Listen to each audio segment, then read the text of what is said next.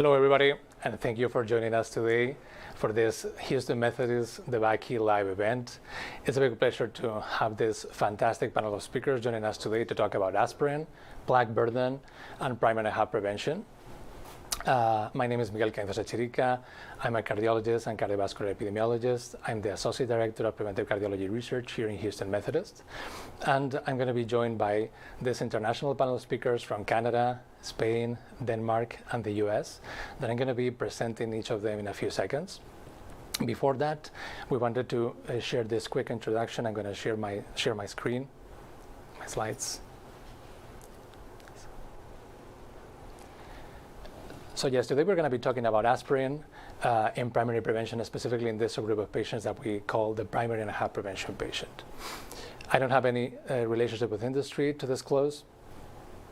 And we're going to be talking about aspirin. As you know, in the last 30 years, things have changed quite a bit for aspirin in primary prevention.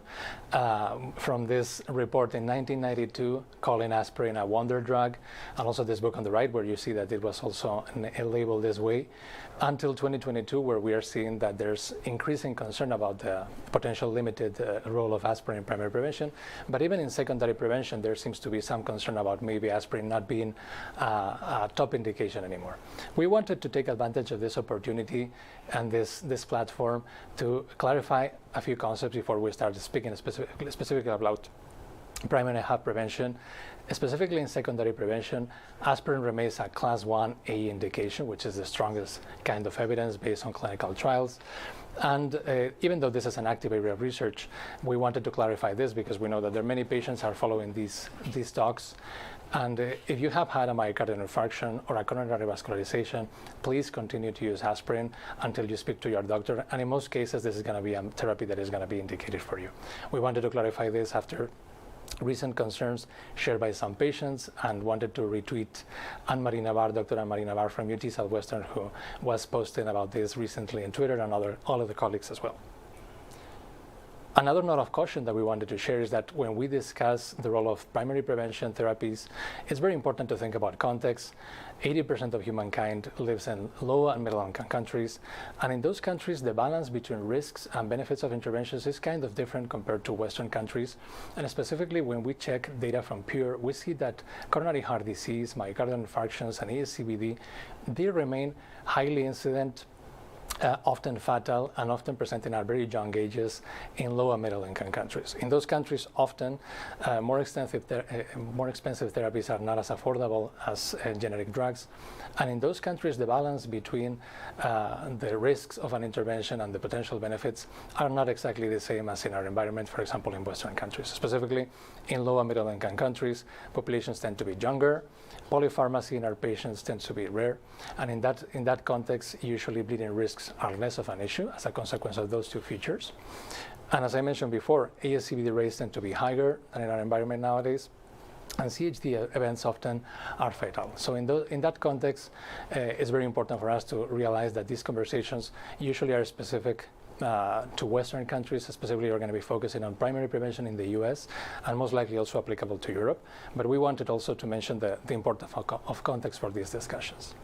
So when we talk about aspirin in primary prevention, specifically in high-income countries, and in this case in the US, nowadays we have this recommendation from the ACC/AHA guidelines, the 2019 primary prevention guidelines, and specifically they included a 2B recommendation level of evidence A for the consideration of low-dose aspirin in primary prevention individuals who are at highest risk of ASCVD events and at low risk of bleeding. This is the recommendation in the ACC/AHA guidelines, and recently the European Society of Cardiology guidelines for primary prevention, they included a similar recommendation as well, very similar to this one. That recommendation was based on clinical trials and also meta-analysis of clinical trials, including this meta-analysis published in 2019 by Seng and Roddick in JAMA. Where they observed this pooled relative risk reduction in ASCVD events with aspirin between 10 and 12 on top of statins, even if we consider recent trials exclusively where statin use was higher than in the older or the classic trials. And we're talking again about a generic, highly available medication option. And when we talk about the 12% relative risk reduction with aspirin, even though we might consider that actually this is pretty modest, we need to put these numbers in context. We need to realize that other options that we have in primary prevention as add-on therapies, like ezetimibe, which showed a 60% relative risk reduction in ASCVD events in a secondary prevention population in IMPROVE-IT, or dulaglutide, which in REWIND, in a combination of primary and secondary prevention population, it showed a 10.4 relative risk reduction in ASCVD events, or even evolocumab, which is a PCSK9 inhibitor in FOURIER in a secondary prevention high-risk population. The relative risk reduction in ASCVD events was at 15%. So in this context, we thought that a 12% relative risk reduction is really not that bad, actually.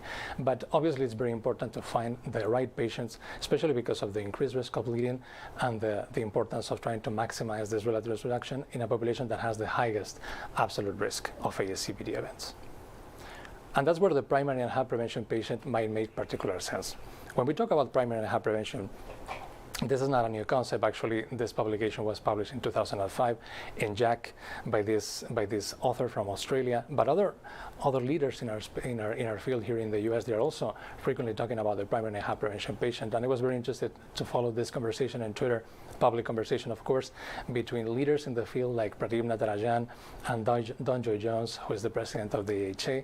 And they were talking about that patient with coronary plaque atherosclerosis, and how should we manage the risk in this patient, who is a patient who hasn't had a myocardial infarction or vascularization, but does have a significant amount of plaque in the coronary arteries. And Dr. Joy Jones, he responded that, in my clinic, we have always called these patients primary and HAP prevention. So that's the kind of patient that we wanted to focus on today as a potential ideal candidate for aspirin primary prevention.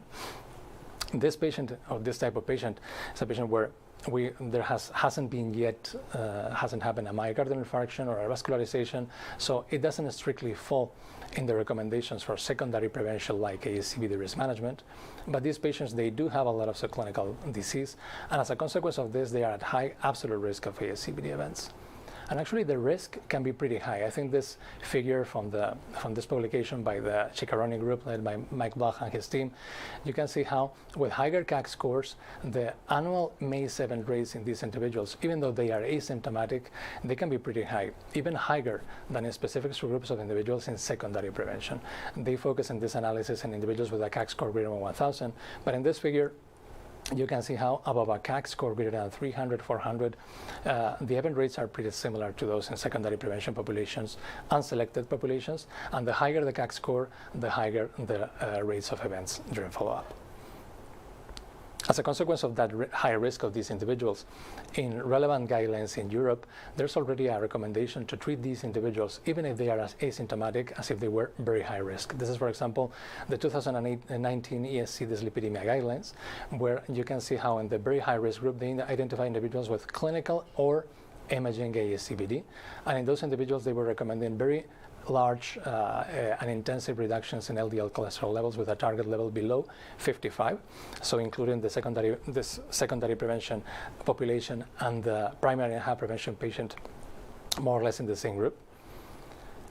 And relevant to aspirin, in the chronic coronary syndrome guidelines in Europe in 2019, they also mentioned this scenario as a potential recommendation for aspirin primary prevention, suggesting that individuals who haven't had a myocardial infarction or a revascularization but do have plaque in the coronary arteries, these might be also good candidates for aspirin. So we're going to try to build on this specific recommendation and provide evidence of why this might be actually a very good idea to maximize the opportunity to reduce risk of ASCVD events in patients with aspirin. And for this purpose, as I mentioned, we're going to have this fantastic panel of speakers joining us today. We actually have two speakers from Europe joining at midnight from Barcelona, and from Denmark. We're very thankful to all of them for joining us today. We're going to start with José Luis Ferreiro. José Luis Ferreiro is not only a great friend from Barcelona, but he's actually a national leader in the field of thrombosis and antiplatelet drugs. Every time we have a conversation about thrombosis in Spain, we want to make sure that José Luis is on the table. He's a big expert in this space, and he's also a clinical cardiologist and an interventional cardiologist in the Belvitge University Hospital, where he leads the thrombosis research, and he's also a national leader in this space. He's going to be talking about plaque, thrombosis, and bleeding risk. After him, here we're going to have Dr. Michael Mierema. Dr. Michael Mierema, he's the leader of preventive cardiology in the Minneapolis Heart Institute. He's joining us live from Minneapolis as well. And he's a big name in the field of cardiovascular prevention, expert in aspirin trials. He's going to be discussing the 2018 aspirin trials in a very nuanced manner, making sure that we evaluate each of those trials very carefully and not combine them as a single body of trials that usually are considered to be null trials. But we're going to be very nuanced evaluating those three studies: Aspirin, Arrive, and Ascend.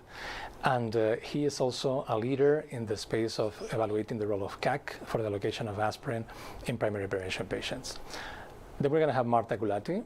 Marta is a leader in preventive cardiology in the US and in women's health. She's the president-elect of the American Society of Preventive Cardiology, and she's also the chair of the recent ACC/AHA guidelines in the evaluation of chest pain in the US. It's a big honor to have you as well with us today. And of course, she's also, as everybody in this panel, a great friend of the team here in Houston Methodist. And finally, we're going to have Dr. Martin Mortensen joining us from Denmark Live. Martin Mortensen, he is a leader in research and preventive cardiology research in Europe. He is an expert in plaque burden from the Aarhus University. He's also an adjunct faculty from Johns Hopkins University. And Martin covers the full spectrum of research from the lab, the basic lab and thrombosis, to population studies, big cohorts evaluating the role of CCTA in secondary and primary prevention. He's going to be talking about the role of plaque as a major driver of ASCVD risk. And after him, I'm going to be closing talking about the role of CAC in the potential allocation of aspirin in primary prevention. So it's a big honor to have all of you joining us today. And we're going to be starting with José Luis. Buenas noches, muchas gracias. Thank you for joining us. And it's going to be a big pleasure to hear you. Thank you so much for joining us. Thank you very much, Miguel, for this nice introduction and also for your kind invitation to participate in this wonderful event. I'm going to share my presentation.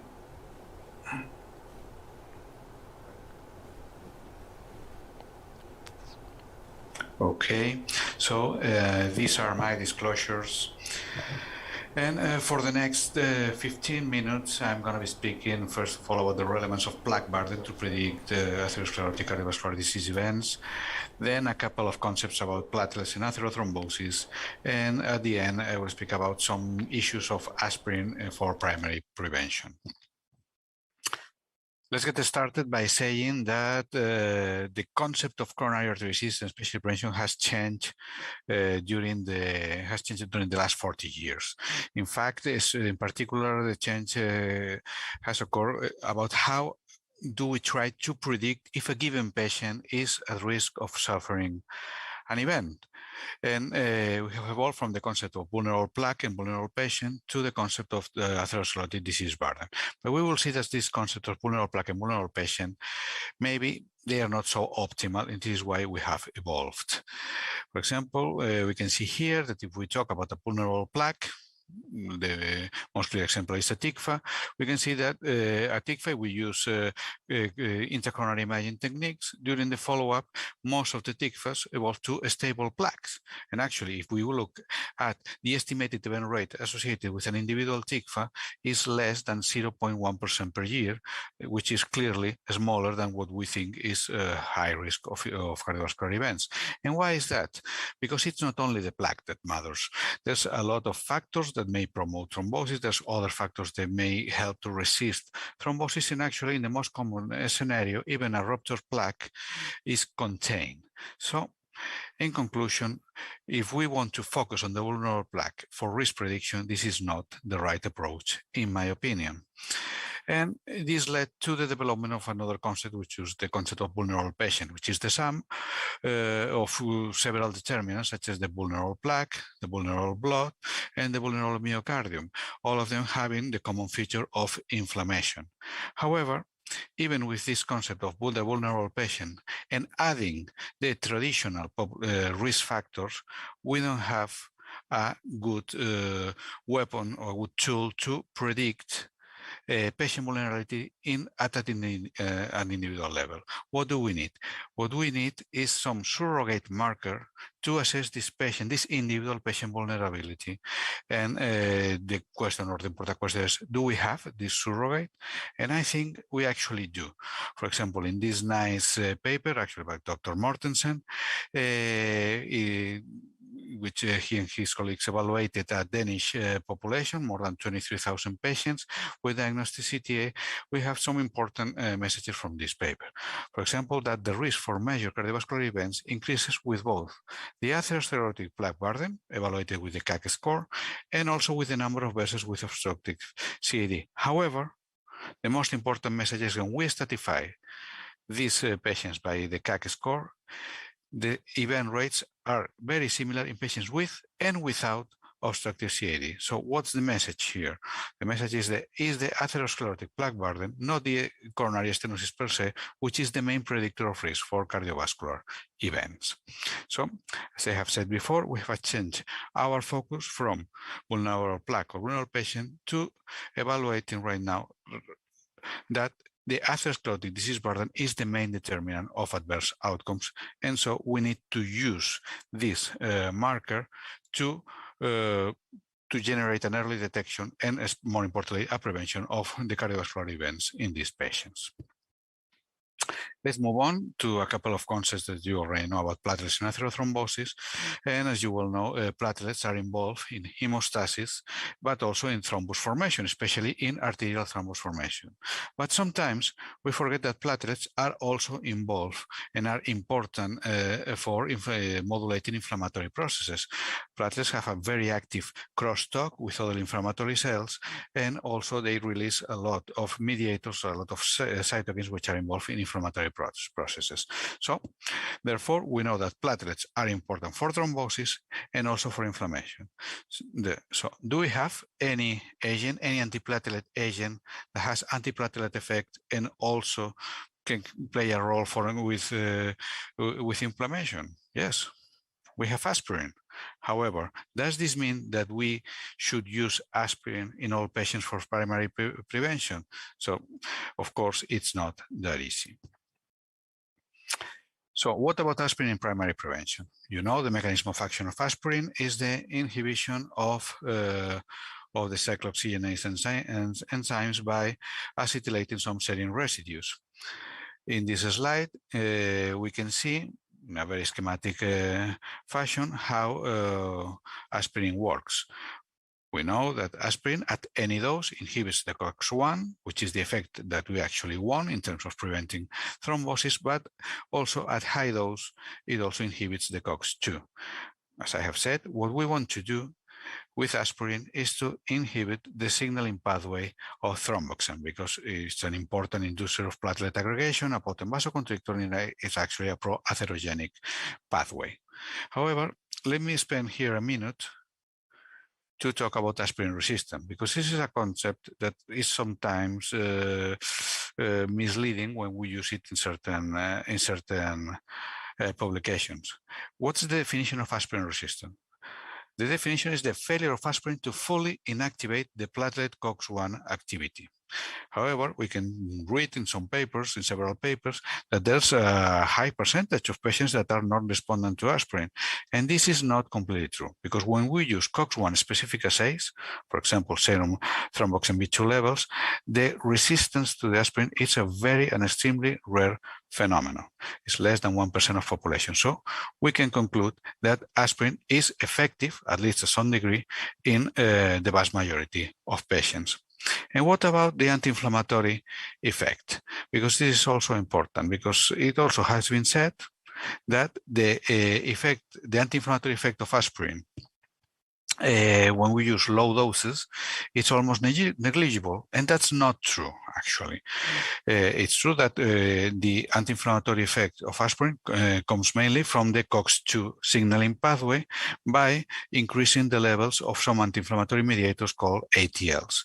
But we can see on the graph on the right that actually, when we use different doses of aspirin, we inhibit, of course, thromboxane B2 production, but even at low doses, we increase the levels of ATL. So we can say that aspirin, even at low doses, may have some degree of an anti-inflammatory effect. Okay, we have said that aspirin is an antiplatelet agent that is effective in most patients, that it also has some anti-inflammatory effect that may be useful in patients with atherosclerosis. Okay, but the thing is, as I have said before, is not that easy. We need to balance the risk of ischemic events and the risk of bleeding events, because there's no magic when we use an antithrombotic agent. Of course, we may be able to prevent ischemic events, but on the other side, we have the risk of causing hemorrhage. So the important thing is to individualize, to personalize the antithrombotic strategy for each patient according to this balance of risk. And for example, we have here this nice meta-analysis of 15 randomized trials of aspirin in primary prevention. We can see that aspirin has some efficacy preventing ischemic events, but also there's safety issues regarding bleeding risks, especially gastrointestinal bleeding. And fortunately, the most severe kind of bleeding, which is intracranial, is very rare. However, when we look at these numbers, when we look at the papers, we need to be careful, because actually, when we stratify patients according to their cardiovascular risk, the benefits of aspirin are more pronounced when this cardiovascular risk is higher. So this is important in terms of choosing the right population or the right patients to give aspirin. And I have a question here for the panel, for the audience, maybe for the discussion about this kind of balance, because what do we prefer? With the exception of intracranial bleeding, which fortunately is rare, what is preferable? Preventing a non-fatal myocardial infarction or stroke, or having a non-fatal major bleed? Because there may be some implications regarding disability or requirement of chronic lifelong therapies, etc. So I think this is an important question in order also to ask this question to the patient to see what's his or her preference. And what about the bleeding? I think we need to put the numbers of bleeding with aspirin primary prevention in perspective. For example, we have the ASCENT trial, for example. In this trial, the measured bleeding annual rate with aspirin is 0.55%. And the excess of bleeding risk with aspirin compared to placebo is just 0.12%. This is very low. And for example, we can see on the right that if we look at the RELY trial of dabigatran versus warfarin in patients with atrial fibrillation, the annual bleeding rate with warfarin is 3.3. And with dabigatran 110 milligrams, which is the safest dose, is 2.7%. And we can see, we can compare these rates and see that maybe this bleeding with aspirin is not that high. Also, if we look at gastrointestinal bleeding, which is the most common bleeding with aspirin, in a non-selected population, the risk of bleeding primary prevention is 0.1% a year approximately. And of course, we need to remember that we can and we should use PPIs in order to reduce the risk of bleeding. I have spoken about bleeding, but the real thing is, can we really select patients at high risk of cardiovascular events and with the intention to select the patients that will benefit the most from aspirin? And I think we can. And with this slide, I want to circle back to the first part of my presentation. And on the left, we can see the graph of a paper from Dr. Miedema, who is present today. And in patients with a CAC score higher than 100, the risk benefit of aspirin is actually more in terms of benefit. So we can use the CAC score as a tool to predict not only the cardiovascular events, but also to choose the patients that will obtain the greatest benefit from aspirin. And on the right, I have a question from Dr. Cainzos that I hope he will answer to this question during his presentation. What do you think would have happened with the recent trials of aspirin primary prevention if we had used the CAC score to enrich the population selected? Because I think that maybe the results would have been different. So, in summary, Aspirin primary prevention, I do believe that there's a lot of a high number of patients that may obtain a benefit of aspirin primary prevention, but we need to remember that one size does not fit all. We need to individualize treatment, evaluate very carefully the risk of bleeding and the risk of ischemic events of every given patient. So these are, and just to finish the presentation, these are my final remarks. The atherosclerotic plaque burden is a very relevant predictor of atherosclerotic cardiovascular events, if not the most relevant. Platelets are key players for atherothrombotic events, but also important mediators for inflammatory processes. And if we have a drug that may act on both pathways, that's very interesting. And what about aspirin primary prevention? So I think we need to individualize the decision of administering aspirin to a given patient based on the risk of ischemic events on the one side and the risk of bleeding events on the other side. And this balance is the most important thing in order to give the right treatment to the right patient. And of course, please, let's have a careful interpretation of the clinical trial results and the relevance of the individual outcomes, because sometimes we are too scared about bleeding and maybe that fear is not really justified. So thank you very much for your attention, and I'm going to stop sharing my presentation right now. Thank you so much, Dr. Ferreiro, for this expert presentation. And I promise I didn't ask him to mention CAC in his talk, but I'm very glad to see that CAC enrichment and CAC were mentioned in this presentation. Thank you so much. Let me just remind the audience the opportunities that they have to participate today with us and share questions, any questions that they may have. So if you want to join us by text, please text DEBAKEY to 37607 and text in your message. And if you want to join us by web, please go to paulev.com, enter DEBAKEY, and respond to the activity. And we're looking forward to your questions, and maybe we can address those at the very end of the presentations. And I'm looking also forward to discussing Dr. Ferreiro's question about how would it be if we enrich a primary prevention trial with high CAC scores for the assessment of aspirin. I look forward to discussing this later. So now we're going to move forward, and we're going to have Dr. Miedema present a nuanced discussion of the 2018 primary prevention trials of aspirin, ARRIVE, ASPRE, and ASCEND. And I think he's going to share very thoughtful, detailed discussion about the strengths, weaknesses, and particular peculiarities of each of the studies. So looking forward to this presentation as well. Good evening, everyone. My name is Michael Miedema. I'm the Director of Cardiovascular Prevention at the Minneapolis Heart Institute and the Director of the Nolan Family Center for Cardiovascular Health at the Minneapolis Heart Institute Foundation. And I'm honored to have the privilege tonight to talk to you about aspirin for primary prevention of cardiovascular disease and what exactly has changed over the last 20, 30 years. Previously, in the 1990s, aspirin was pretty routinely recommended for primary prevention. And now we're at a spot where we frequently have people saying we probably shouldn't be using it for primary prevention at all. And so the question is, what exactly has changed? That's what we're going to focus on today. I have no disclosures in relation to this talk.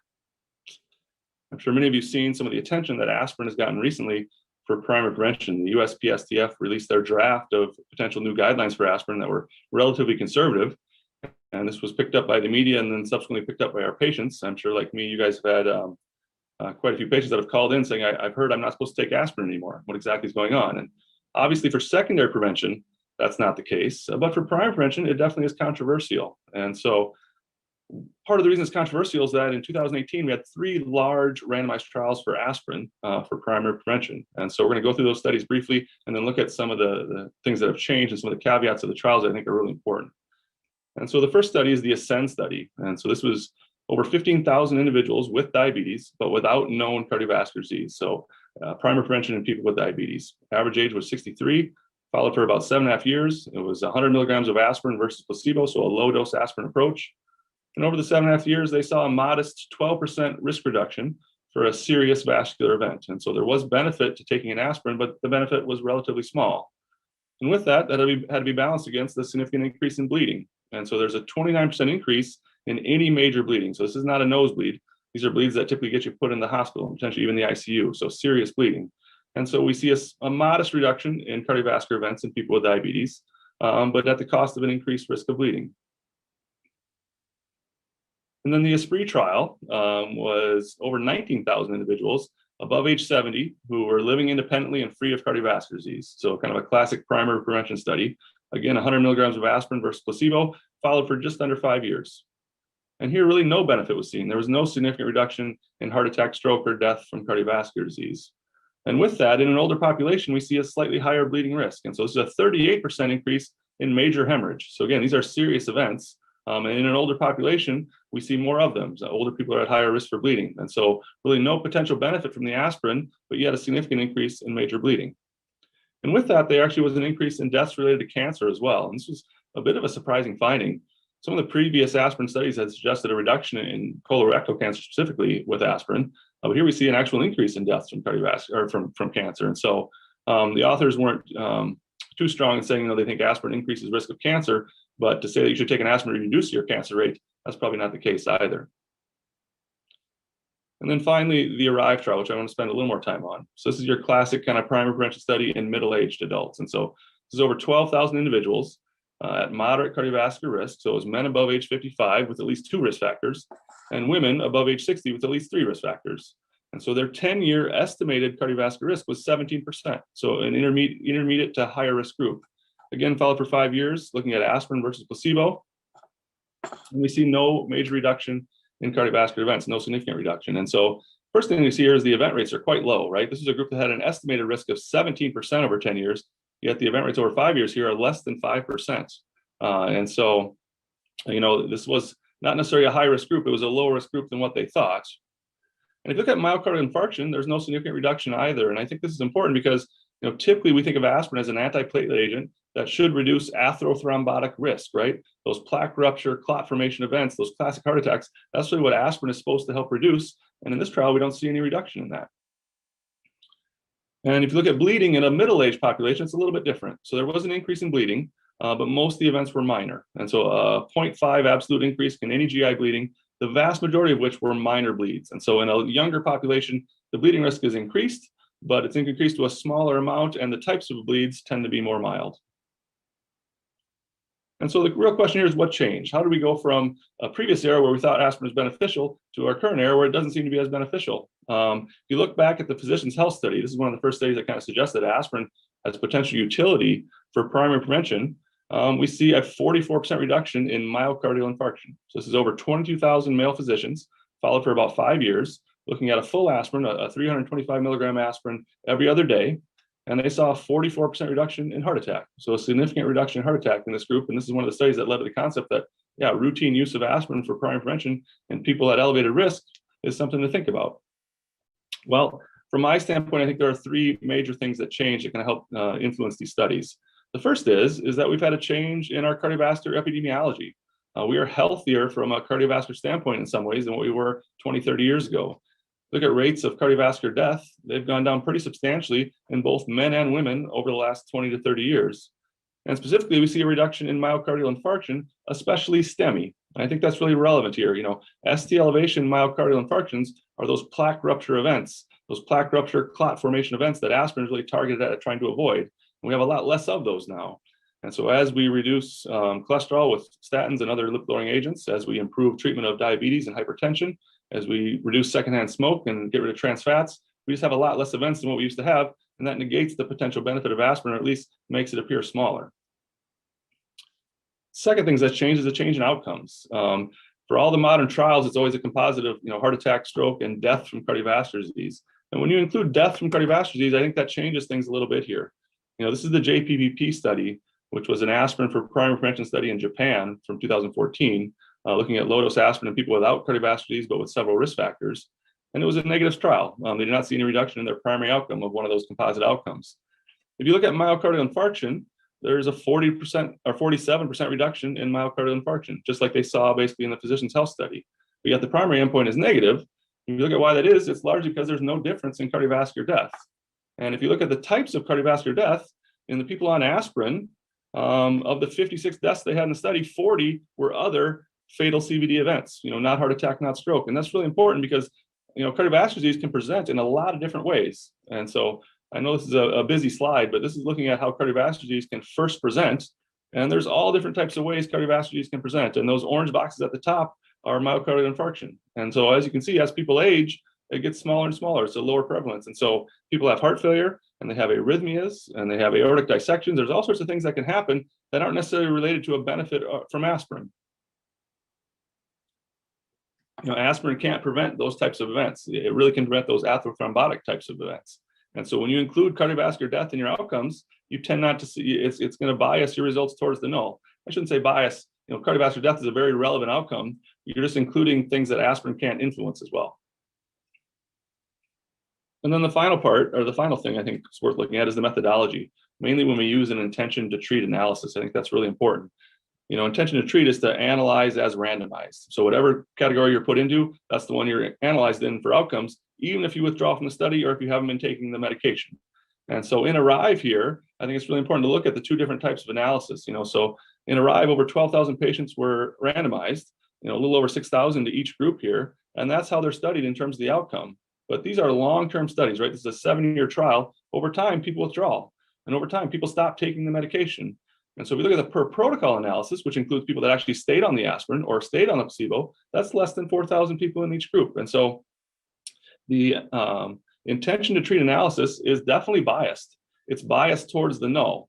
It's probably the most robust way to do it, but it does have a bias. The only way the trial wouldn't be biased is if everybody stayed in the trial and followed the treatment regimen or followed the placebo regimen. And so in the per protocol analysis, we see a significant 47% reduction in myocardial infarction.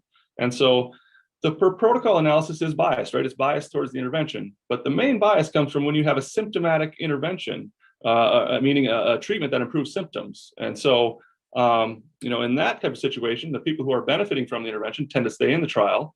The people that aren't benefiting tend to withdraw. And so you have differential withdrawal of the people in your study. And so you can have a more significant biased result. In these aspirin studies, the people that avoided a heart attack or stroke don't know it, right? They don't know they would have had a heart attack last week if they were on that came from the aspirin. And so the bias there is a little bit less so. And so the per protocol analysis is biased, but so is the intention to treat. And so we need to use both to kind of help better understanding exactly how aspirin works and exactly what the benefit is. And so in terms of what's changed, I don't think it's aspirin. Aspirin still has the same mechanism of action that it did 30 years ago. I don't think it's the aspirin change, it's we've changed, right? The epidemiology of our cardiovascular disease has changed. We have less heart attacks now than what we used to. We have more heart failure and more arrhythmias, but we have less heart attacks, and that's really where aspirin is supposed to have its benefit. We've changed our outcomes. When you include cardiovascular death in your outcomes, there's several things in there that aspirin can't influence, and so you're going to make the benefit of aspirin seem smaller. And then from a methodology standpoint, these intention to treat analysis in these long-term studies have a definite bias towards the null. And so all those things minimize the potential benefit of aspirin.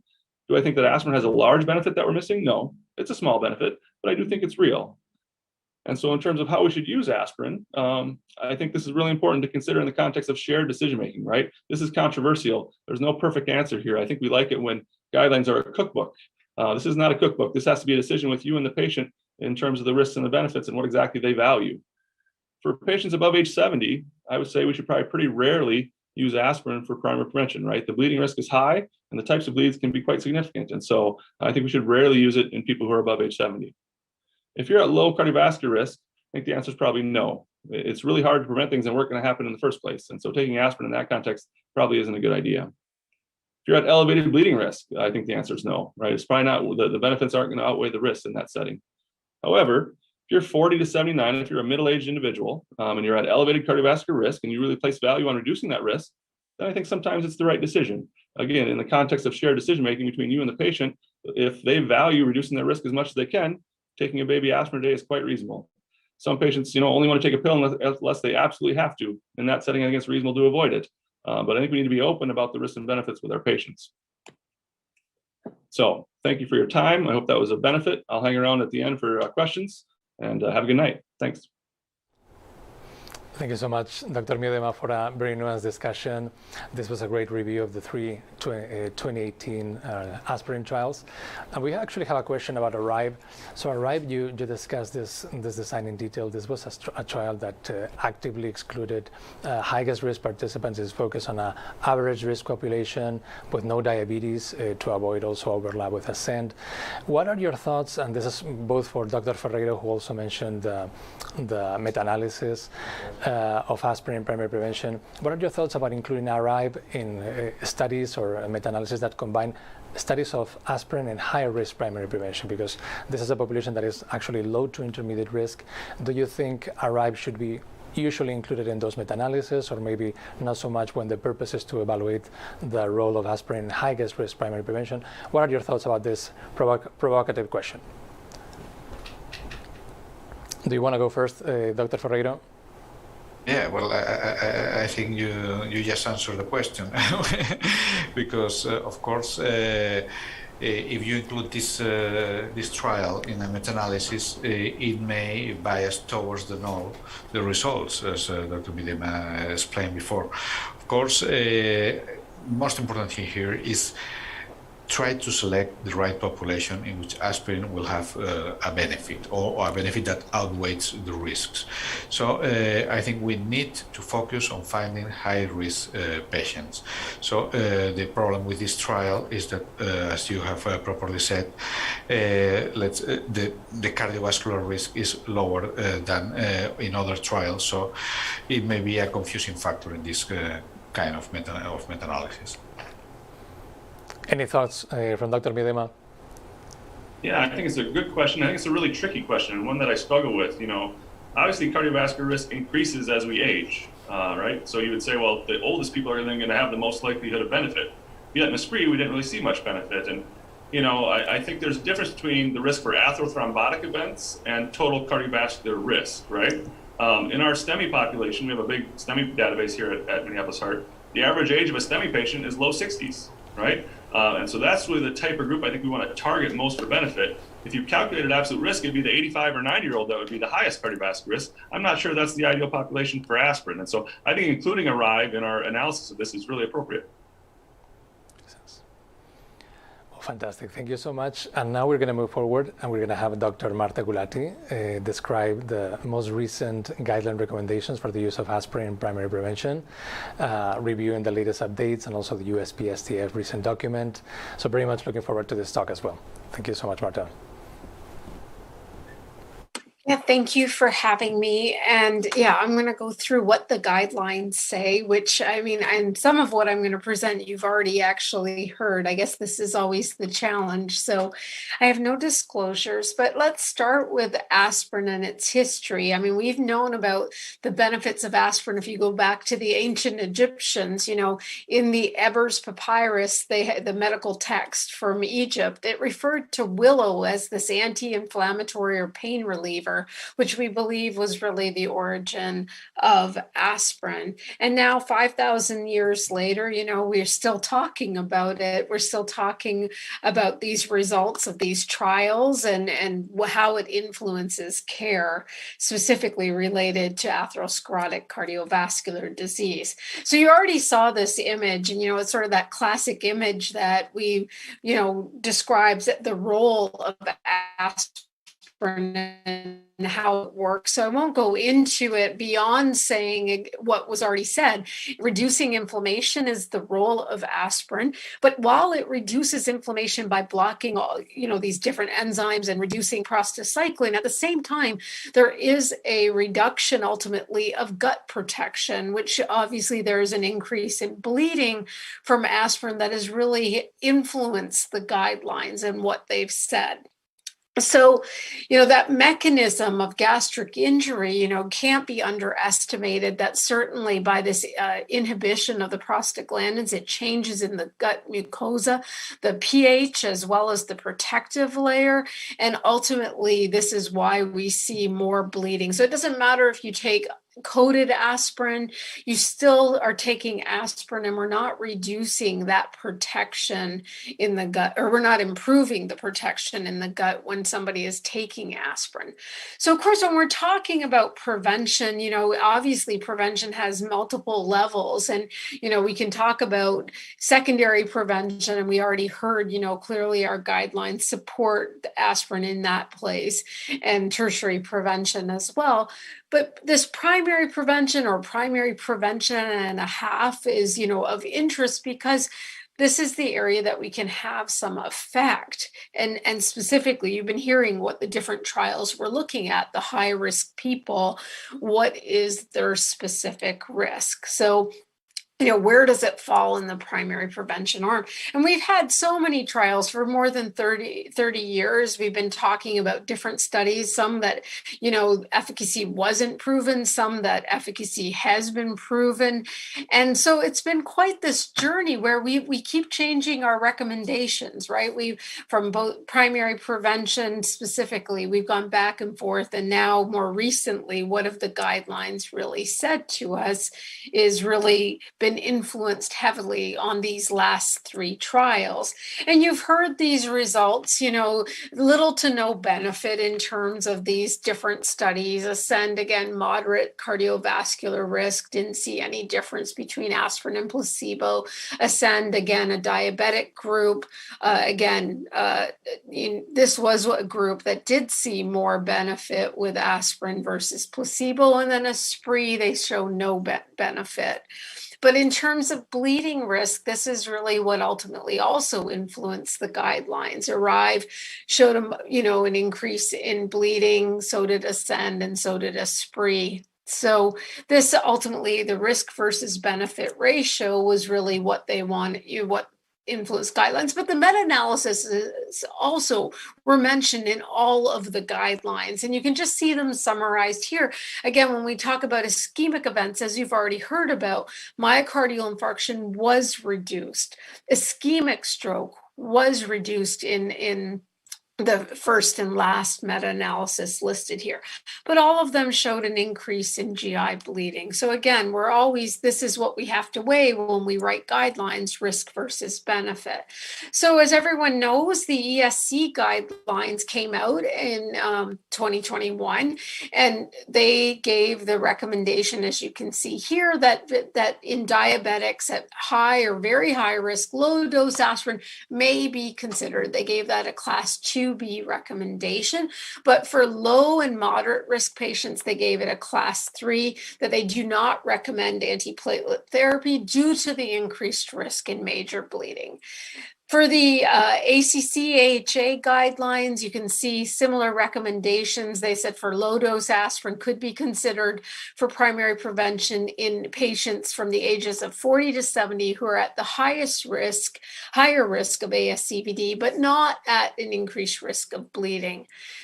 They did say, though, that low-dose aspirin should not be administered in patients over the age of 70. That's a class 3. And low-dose aspirin should not be administered for primary prevention amongst adults of any age who are at an increased risk of bleeding. Also class 3, which makes sense. Now, what caused so much problem in the United States, at least, but probably all over the world, because our news cycle and our news gets released everywhere. And this was a draft statement from the U.S. Preventive Task Force. It still hasn't been finalized, but it has made it through the press. And they gave a grade C to giving aspirin for adults 40 to 59 who have a 10% risk or greater 10-year risk of cardiovascular disease. They said the decision to initiate low-dose aspirin for primary prevention in this specific age group should be an individual one. Evidence indicates that the net benefit in this group is small, and people who are not at an increased risk of bleeding and willing to take aspirin every day are more likely to benefit. But those people over the age of 60, they did say that they recommended against the use of low-dose aspirin in the patients above the age of 60.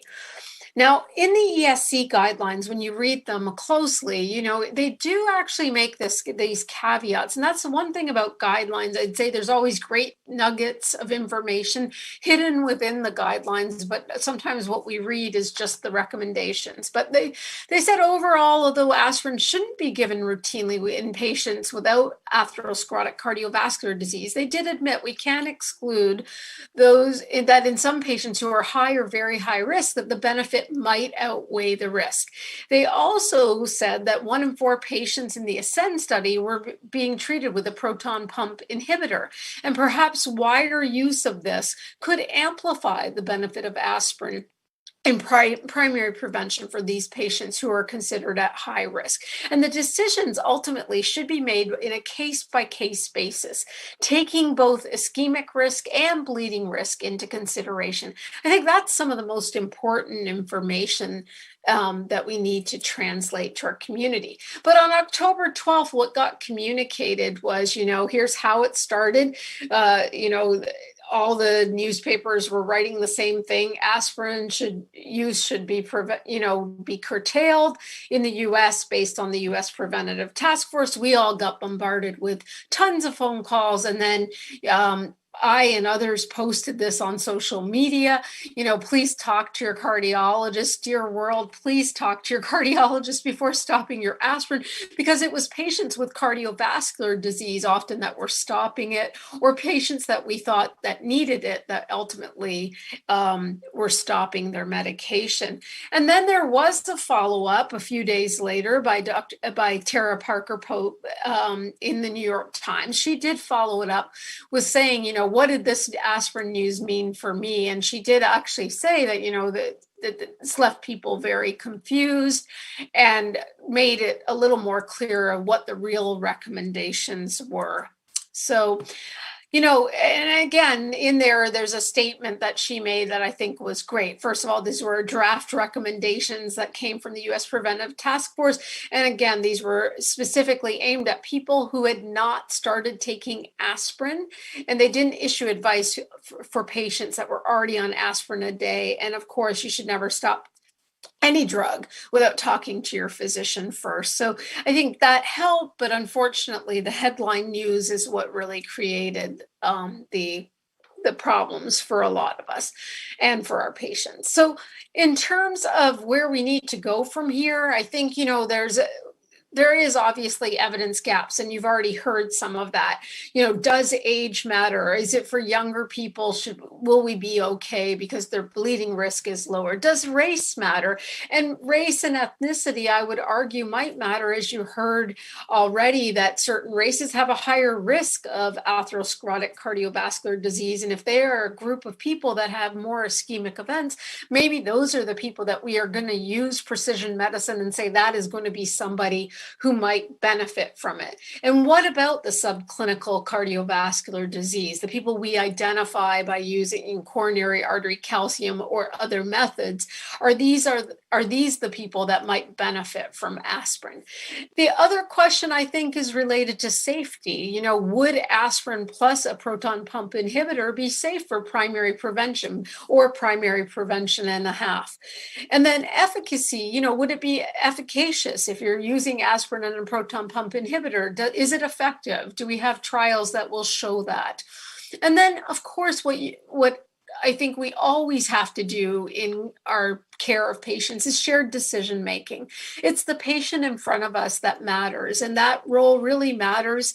How do we use decision tools also aimed at patients to help them understand the risk of benefit and the benefit of treatment as well as the risk of treatment. And ultimately understanding that is important for our patients and how we should be approaching each patient as an individual.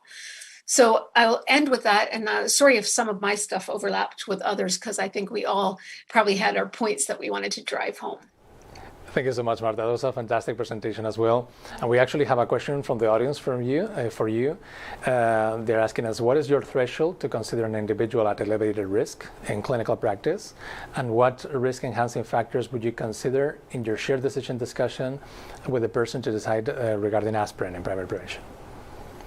Yeah, so I think from a risk standpoint, immediately what I would be asking about is any risk of prior bleed specifically. But if they have a history of a peptic ulcer disease, then I would want to know that in terms of making a decision. I think that in terms of their own risk of ischemic events, that's where it comes into taking the entire risk factor profile and understanding it. I think there's still things we need to know in addition to the traditional risk factors for ischemic heart disease and ischemic stroke. I think, there's things that are emerging for women specifically, history like of preeclampsia, for example, that has been associated with increased coronary artery calcification that I think also needs to be asked about when we're trying to make a decision about this. So, and I think that maybe using things like coronary artery calcium can help us make a decision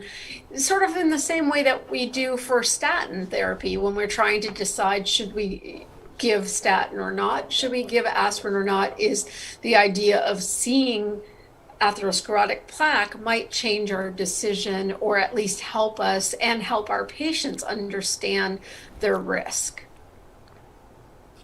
Great. We also have a question for Dr. Ferreiro. So what about the combination of aspirin and proton pump inhibitors? Any concerns about efficacy and any expected improvement in safety with aspirin in primary prevention? Yeah, so to be quick, no concerns about efficacy. Of course, this should be tested in clinical trials if you want to give a proper answer. But as you know, in most Europe, at least in Spain, more than 90% of patients receiving aspirin are also receiving a PPI.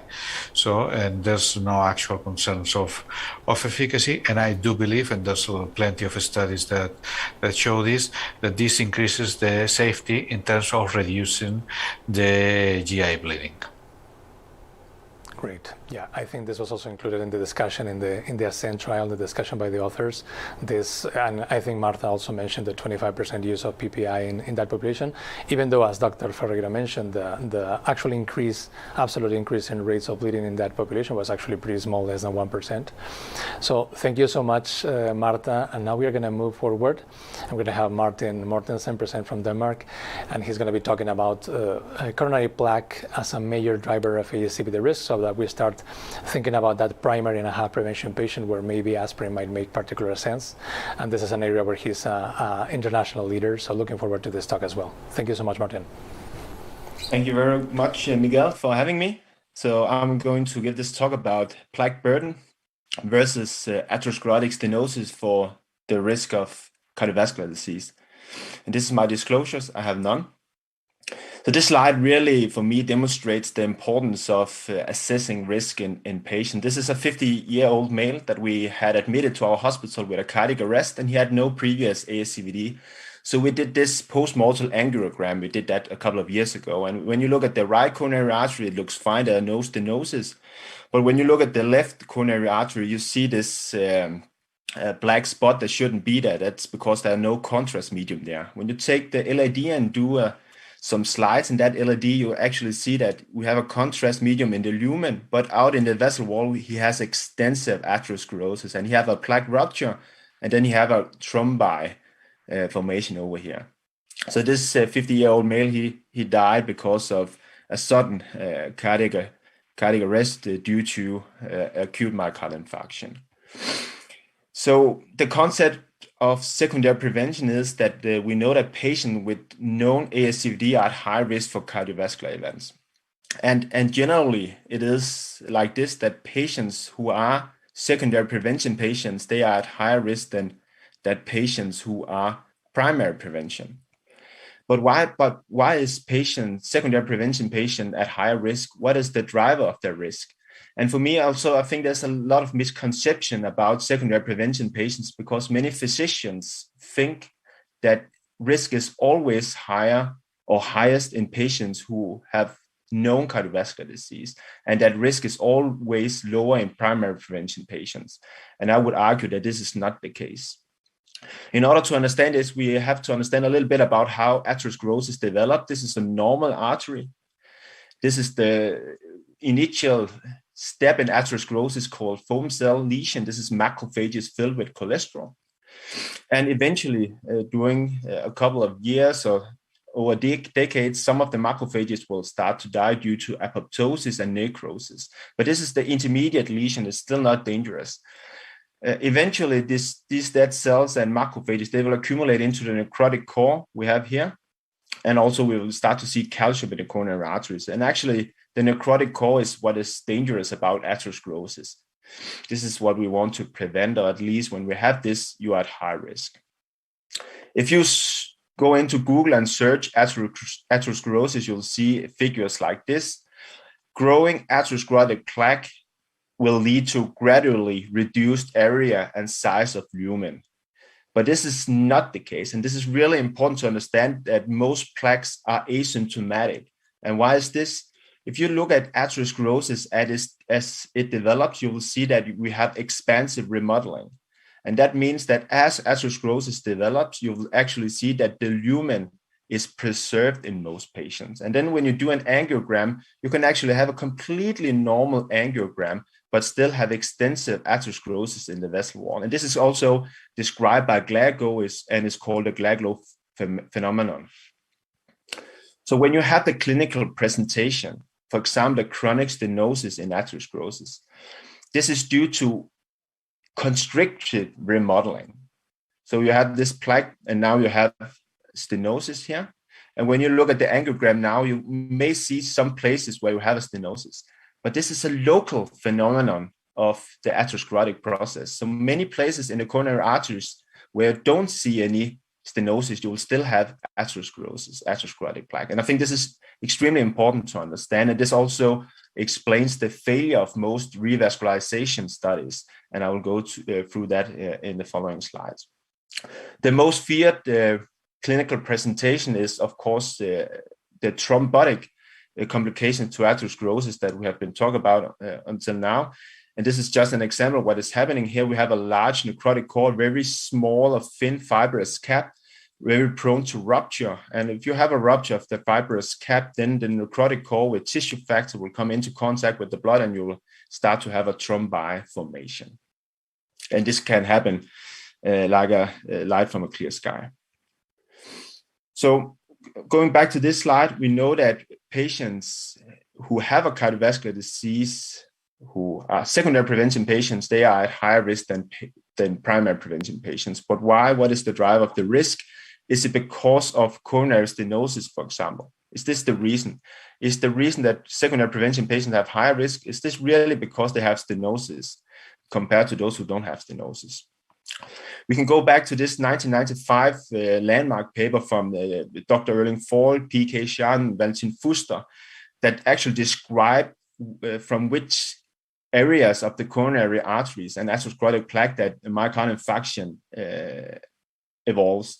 And as you can see here, the far majority of atherosclerotic plaque or myocardial infarction, they occur in areas that are non-stenotic before the event, before the myocardial infarction. So most myocardial infarction are caused by non-stenotic coronary plaque, and that is really important to remember. And that is also the reason, most likely the reason, that local treatment, PCI in stable angina, does not significantly reduce myocardial infarction. So I call PCI for local treatment because it is a local treatment in the coronary artery. And we know that from Courage study, we know it from the BARI-2 study, from the FAME2 study, and from the recent ischemia trial, that when you do revascularization with PCI in patients with stable angina, you do not significantly reduce risk for heart cardiovascular disease events.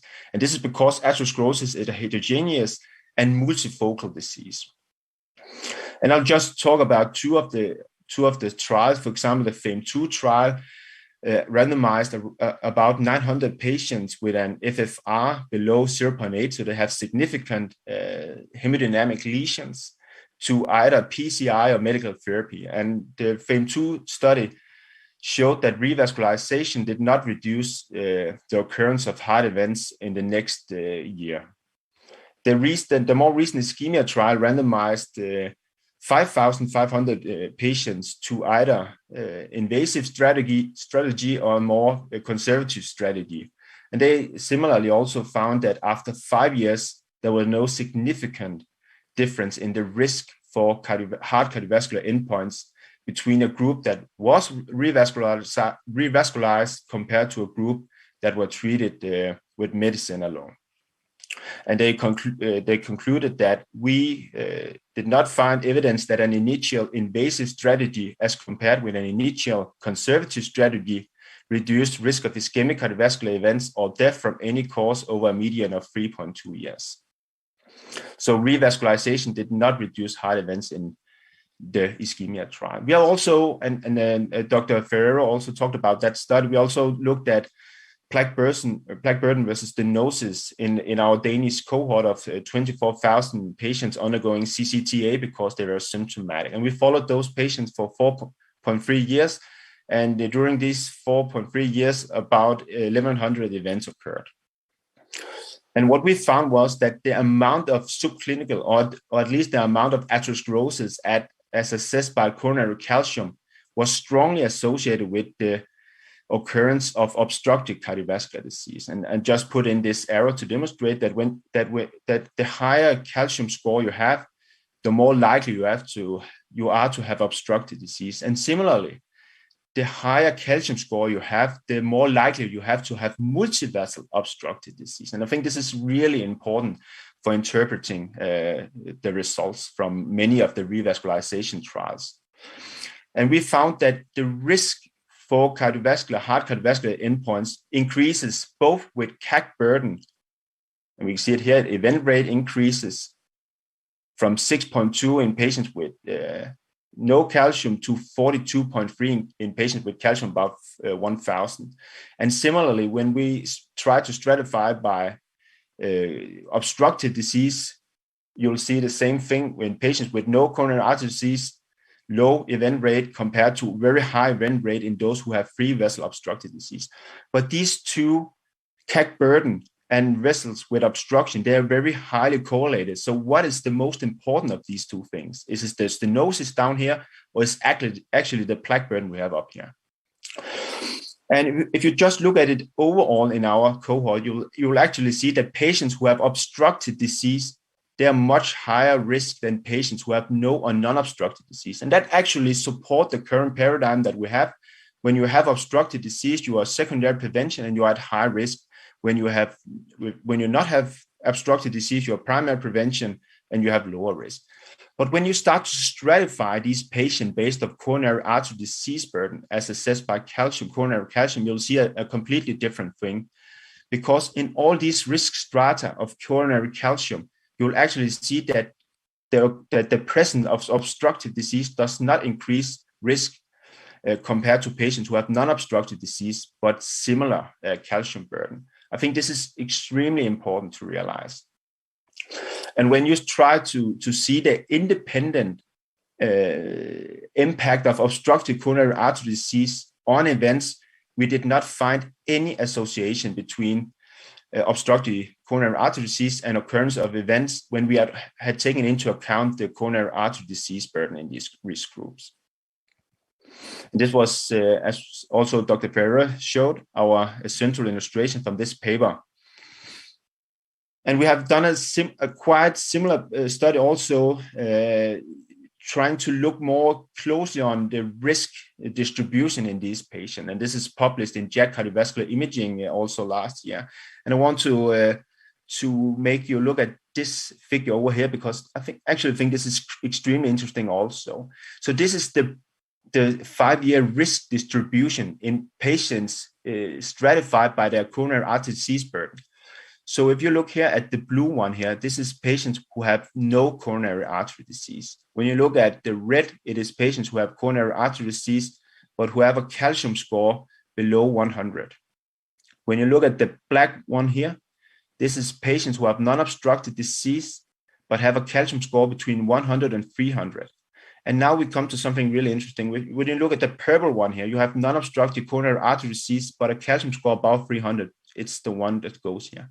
And this risk distribution overlaps significantly with patients who have 1 vessel disease, 2 vessel disease, and even 3 vessel disease. And that means that you can identify patients from the same population, same background risk, etc., that have non-obstructive disease, but who have higher risk than patients who have both 1, 2, or even 3 vessel disease. And that means that we conclude that patients with extensive non-obstructive coronary artery disease can have higher risk than patients with multi-vessel obstructive disease.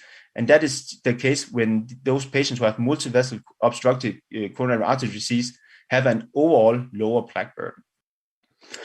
And in support of this actually was a very recent and very interesting sub-study from the ischemia trial just published in Circulation. I think it was 1 month ago or something like that, that tried to assess what was the most important determinant of risk in the ischemia trial. Was it ischemia burden or was it coronary artery disease severity?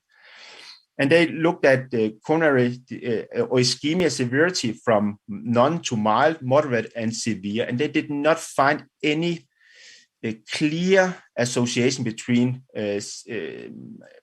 ischemia severity and the occurrence of heart cardiovascular events. But when they looked at coronary artery disease severity, they did find a very significant association, just as we found in the Western Denmark Heart Registry. And they concluded that ischemia severity was not associated with increased risk after adjustment for coronary artery disease severity.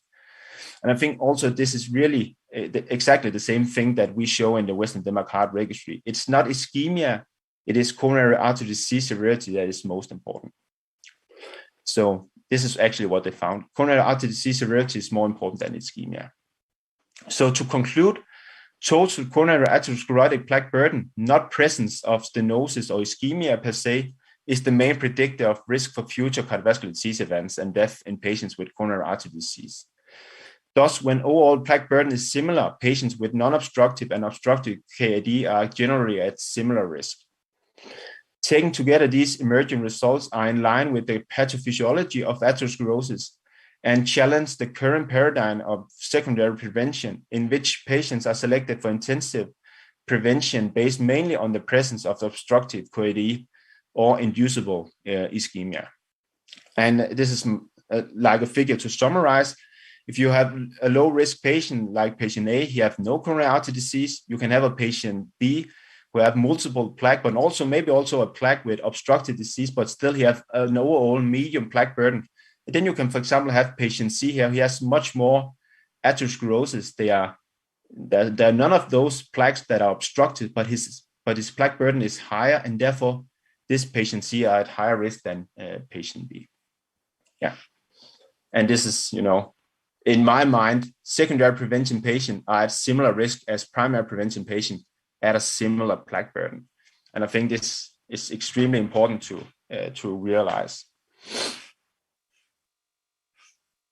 Thank you so much, Martin. This was a fantastic presentation as usual. So actually I had a question for you, and we run this informal poll in Twitter a few weeks ago, asking cardiologists and other physicians about their use of aspirin in people with angina but without a myocardial infarction or a coronary revascularization. Actually, 85% of voters, and this was close to 360 voters, they responded that they do use aspirin in people with angina but without MI or revascularization. On the other hand, people using aspirin in people with subclinical coronary atherosclerosis without the anginal symptoms was very low. What are your thoughts about this disparity at the same level of plaque burden? Yeah, of course.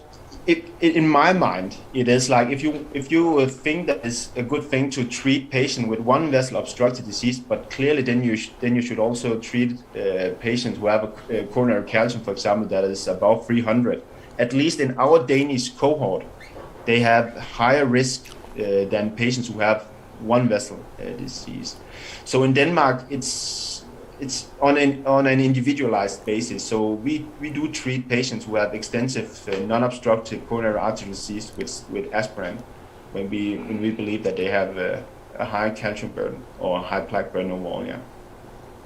Well, thank you so much. Next question that we got from the audience, actually, I think I can address it with my own talk to conclude this event. What are the ways to evaluate for plaque burden? So I think this is a perfect lead for the last discussion. And I'm going to be talking about the role of CAC in the allocation of aspirin primary prevention. If we can share my screen, my slides. Okay. So yeah, I think after Dr. Mortensen's discussion about the importance of plaque, I think this is going to be the perfect lead to discuss the potential role of CAC, which is the tool that we use in primary prevention to identify high plaque burden in our patients. I don't have any relationship with industry to disclose for this specific talk. And basically what we're trying to do here, as we mentioned before, we're trying to maximize taking advantage of this 10 to 12% risk reduction with aspirin. These meta-analyses, they use, or they combine the landmark trials in this space, and obviously the main analysis was the intention to treat use in these trials. And in many of them, especially in the most recent, the use of statins was pretty high, and still they found this 10 to 12% relative risk reduction. So we are trying to find the best patient population for this intervention, as our other speakers were suggesting. And basically, we are trying to implement this recommendation from the ACC/AHA guidelines and also from the ESC guidelines in the most meaningful patients and also as safely as possible. As Dr. Gulati mentioned, also the recent update in the ESC guidelines also included this recommendation.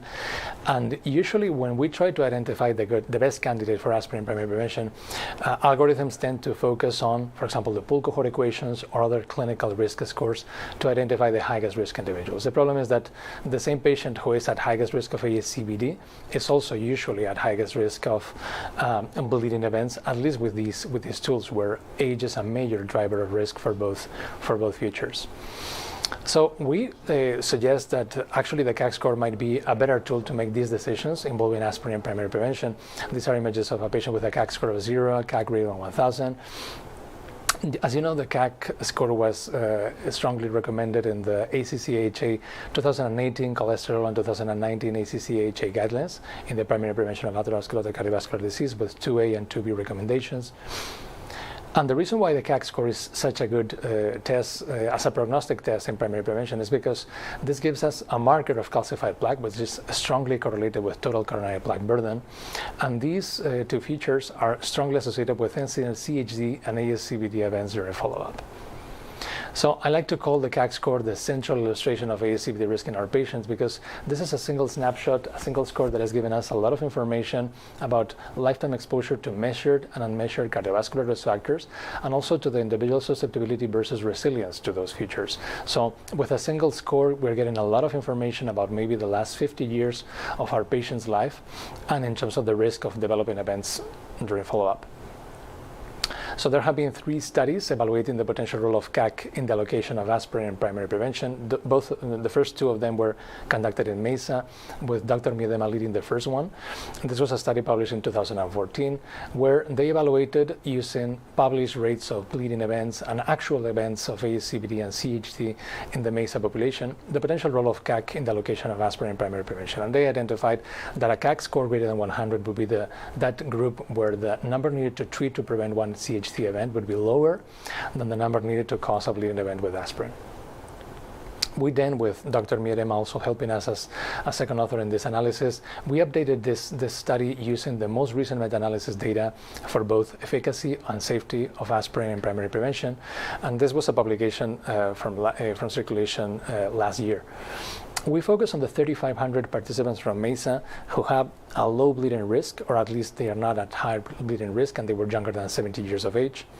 And this analysis, we observed that 13% of them, they did have a CAC score greater than 100, meaning that this is not a rare population, but actually a relatively sizable subgroup within those at lowest risk of bleeding.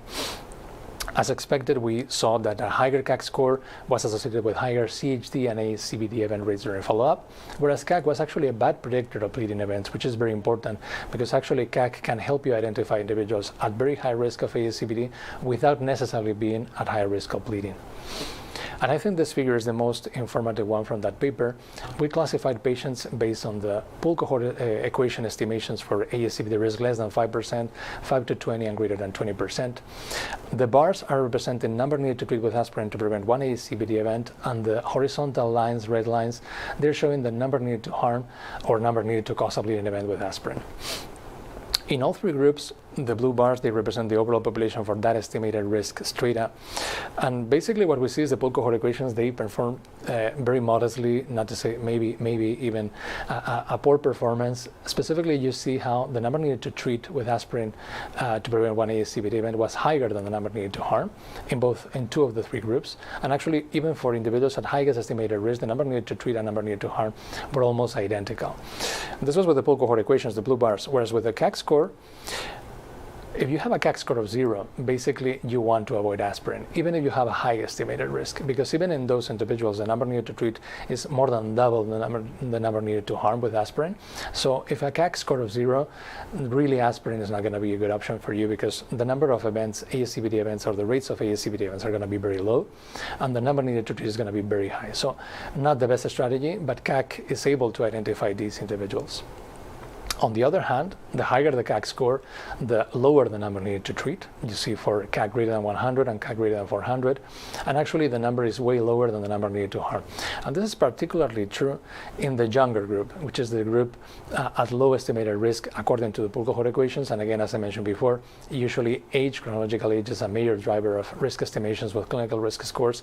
So actually the group at low to intermediate age, 40 to 60 years old, if they have a high CAC score and they are at low bleeding risk, like in this study population that we included, you're going to find a population where maybe aspirin might be a good option because it's going to be safer than in other subgroups. The number needed to harm is very, very high to cause a bleeding event. And the number needed to prevent an ASCVD event is actually significantly lower than the number needed to harm. But this was studies in MESA, so there's always the concern that maybe this is not generalizable to other populations. What about replication in other cohorts? I think this study in the Dallas study was very important, published last year by the UT Southwestern investigators, led by Dr. Amit Khera. And they included in this analysis a younger patient population than in MESA. The mean age was 44 years of age, and they used a different methodology, but the conclusions that they reached were very consistent with those in MESA. On the left, we're showing the Kaplan-Meier curves for bleeding events by CAC strata. And basically at 5 years, first of all, the event rates were very low for bleeding, which is very important and consistent what we would expect in a young population. But also you see that for the different CAC strata, the bleeding events were almost identical. So again, CAC is a bad predictor of bleeding, which is a really good feature of the test compared to the pool cohort equations and other clinical risk scores. On the other hand, on the right, we are showing the Kaplan-Meier curves for ASCVD events, and clearly the curves separated early in time because CAC is a great predictor of ASCVD events. When the analysis comparing the number of events prevented, ASCVD events, and the number of bleeding events that could be caused with aspirin, when the analysis on the left were conducted in the overall population of the study, not even a CAC greater than 100 was a good strategy, because in those individuals you're going to cause more bleeding events than the number of ASCVD events that you're going to prevent. But when the investigators, they focus on the right side of the figure, which is individuals at lower bleeding risk, which is the population where you would want to consider aspirin in primary prevention based on the recent guideline recommendations, we see that a CAC score greater than 100 was able to identify those individuals where you're going to be more likely to prevent an ASCVD event than to cause a bleeding event. So very consistent with the findings in MESA. And this interpretation has been also disseminated by the authors, including in press releases. The patient with a high coronary calcium score and low bleeding risk might be the best candidate for aspirin in primary prevention.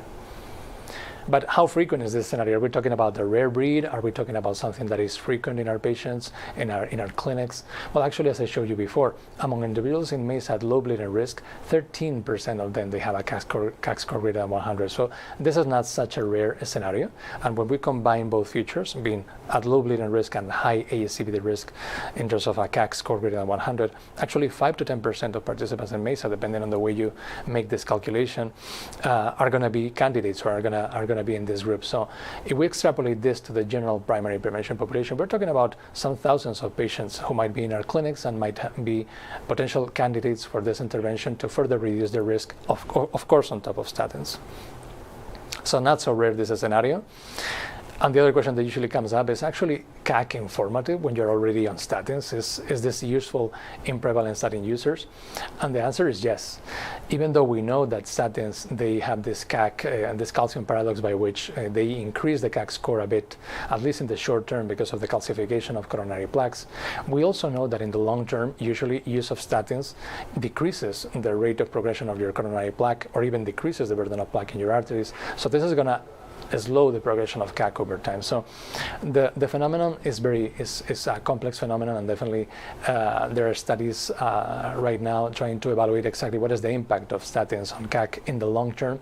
But there have been several cohorts in patients with FH, patients with severe hypercholesterolemia, cohorts of statin users regardless of the indication, and cohorts of individuals with diabetes and heavy use of statins at baseline.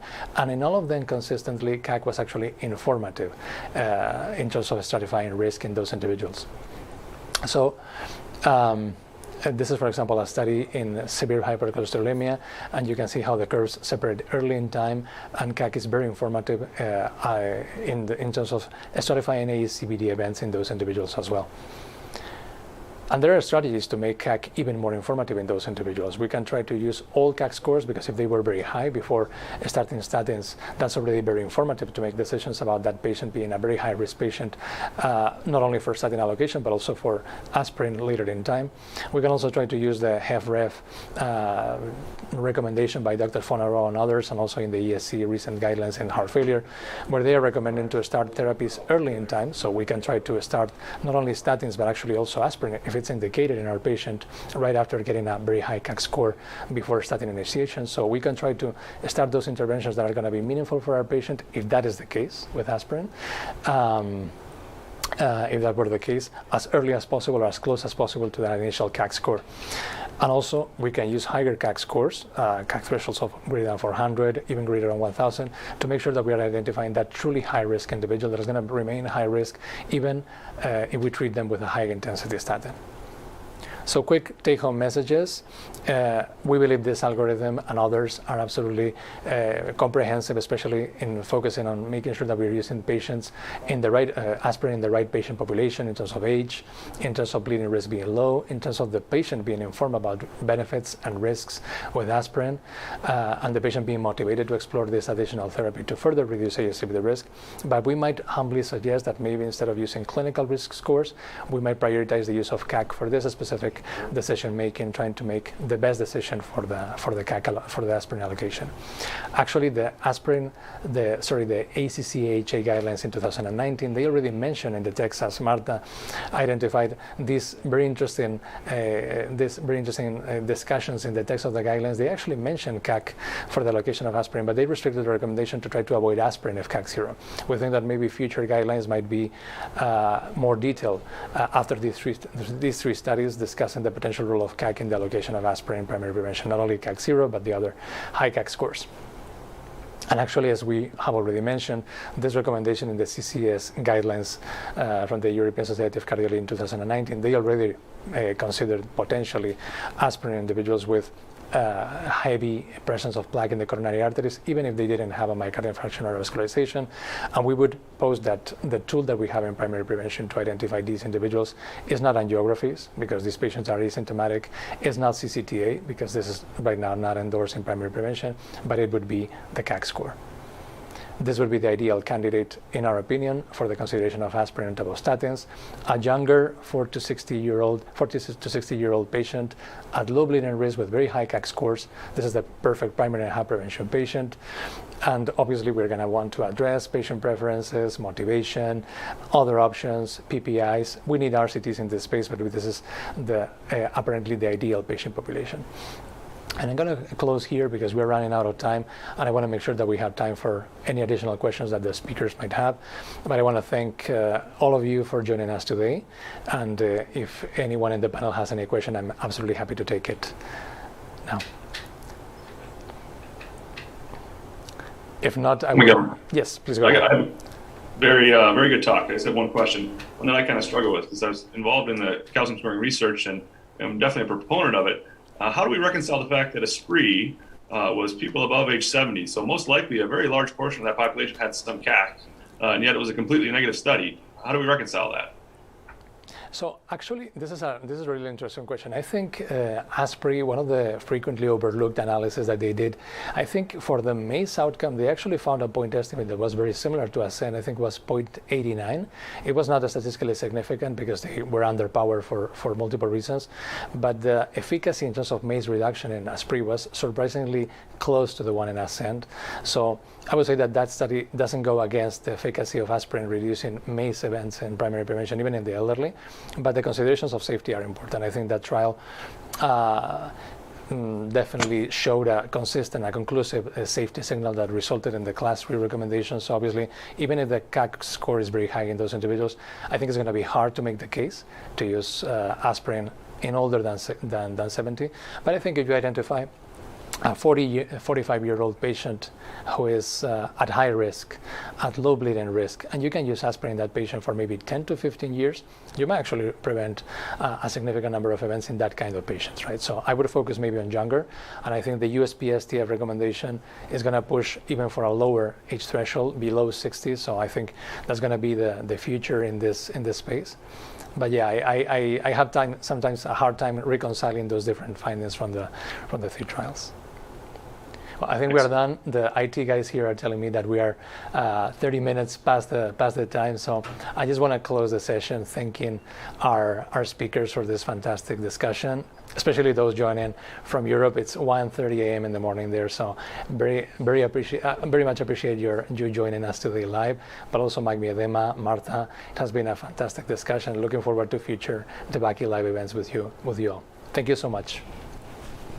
Thanks, everyone. Thank you. Bye-bye.